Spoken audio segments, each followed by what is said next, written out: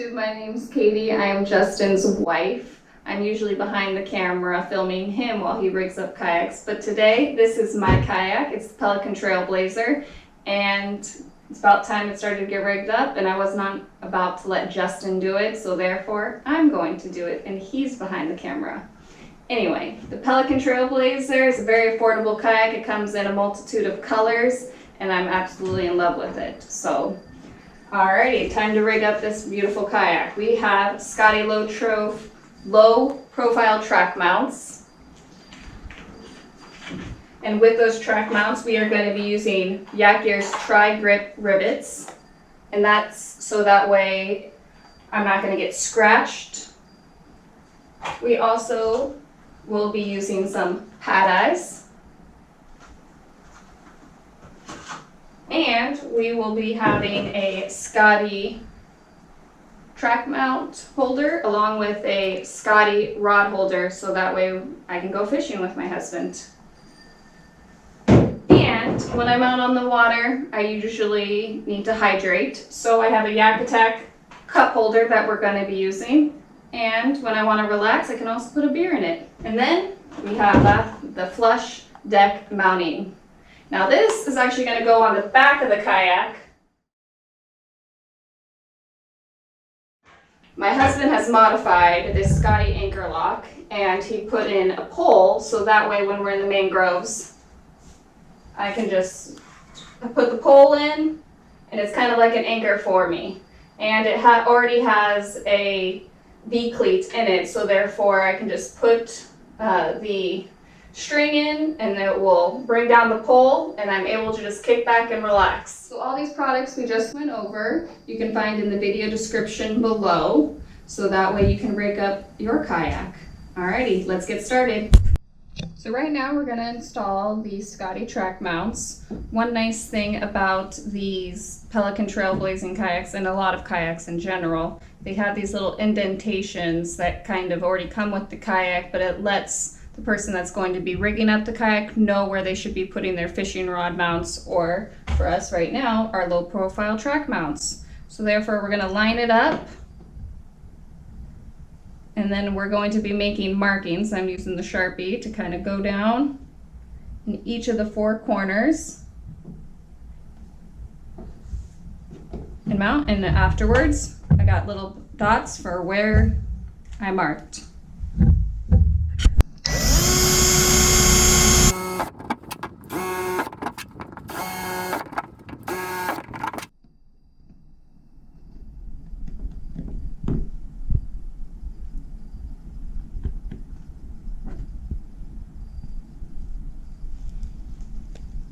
Okay kayakers, so I put my low profile track mount, aligned it up with the holes, and now I have my rivets, and I'm going to be inserting it.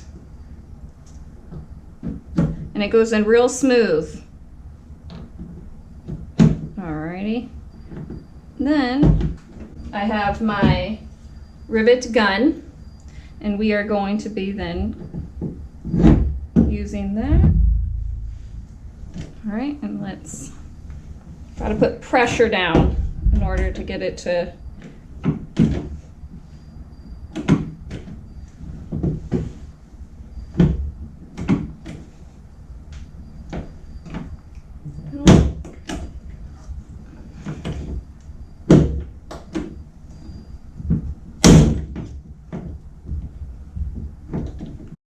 So we placed the first rivet and it went in nicely. Now we're going to be doing the rest of the three. One thing you want to remember is when you're working with rivets and the rivet gun, you want to hold some down pressure on it, so that way it makes it easier for you and have a good surface.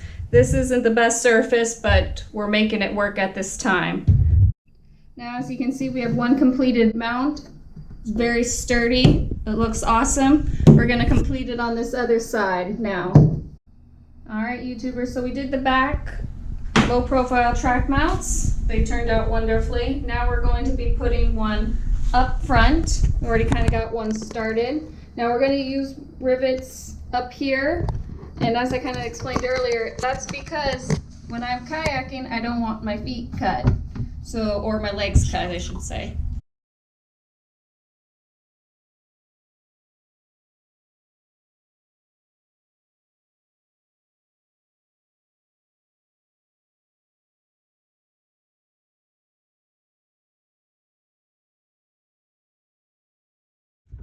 Alrighty.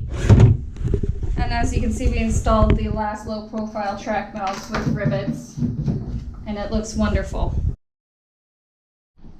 Alrighty guys, so now it's time to load the flush deck mounting bracket onto the back of the kayak. It's gonna go right here. Hey kayakers, we have the flush deck mounting bracket that we're going to be putting onto the back of the kayak. Now, we have already kind of lined it up. We put dots. And the way we were able to get those dots for the rivets is we flipped over the bracket and we marked. Now you're seeing this X. The X represents the center where we're going to be putting the flush deck mounting bracket. That center is 1 3/8 diameter. So we need a hole that's going to accommodate that. So therefore we have our drill, and we're going to be using a smaller drill bit in the beginning and putting it on the X. Eventually we're going to be needing a bigger drill bit, and so we have the step drill bit, and that eventually is going to accommodate the large hole that we are creating for this flush deck mounting bracket. Now at this moment we're using a 3/16 inch drill bit.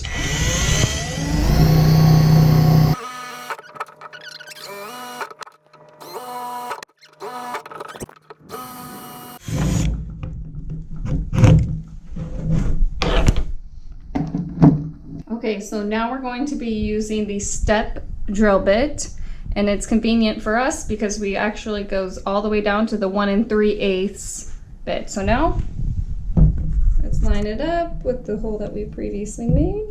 Alrighty.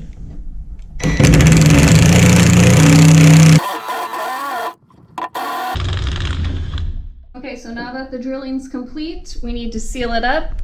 So we're going to be using all-purpose marine amazing goop, and we're going to be using quite a bit. We're going to actually put it all the way around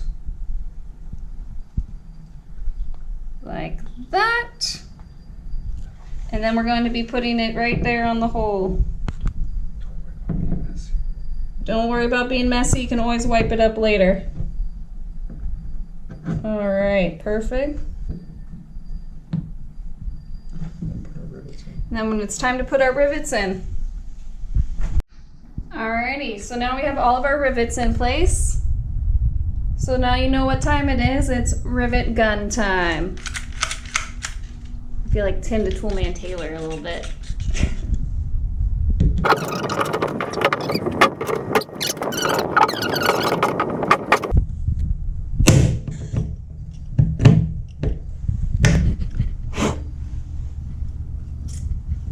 Okay, kayakers, so we have the pad eyes. Now we're only going to be using one pad eye today. We're going to be using it about here. We need only one because we need to have a little bit of slack on this rope, so that way it will engage the anchor track mount.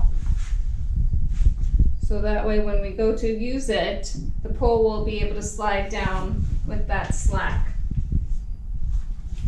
Gonna bring it on over. Like I said, the pad eye is gonna be right up front with me at this moment, and then we are going to be using the drill and the screws to drill down. Alrighty.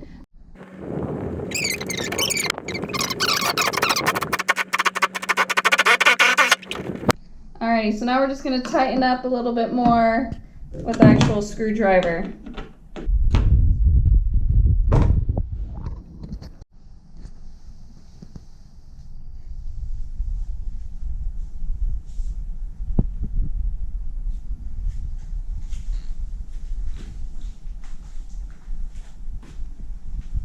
Okay, so now it's time to cut the line. Alrighty, so we're gonna just cut with basic scissors.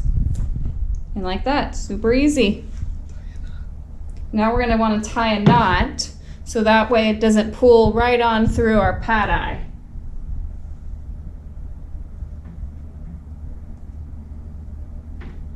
Make it a little bit bigger.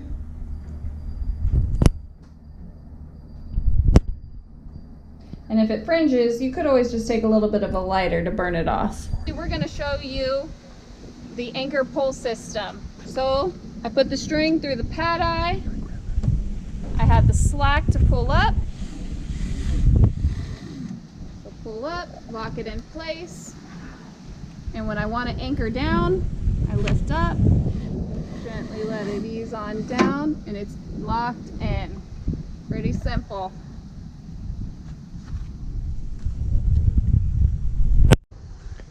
So this here is the mount that I made that Katie installed here. So this here is the Scotty anchor lock, and we're using the Scotty flush mount that she put in. But what I did to this Scotty anchor lock is it didn't have this pipe deal. This is actually just PVC pipe, and it's 3/4 inch diameter. I ended up heating it up and I wedged it in between, and then I just put some screws in here to help hold it in place. We then go to a T-fitting, and we have another little piece of 3/4 inch PVC pipe, and that just helps hold this anchor pole into the mount. So it's a pretty simple build, a simple hack, and it lets you have a anchor pole set up on a pretty small budget.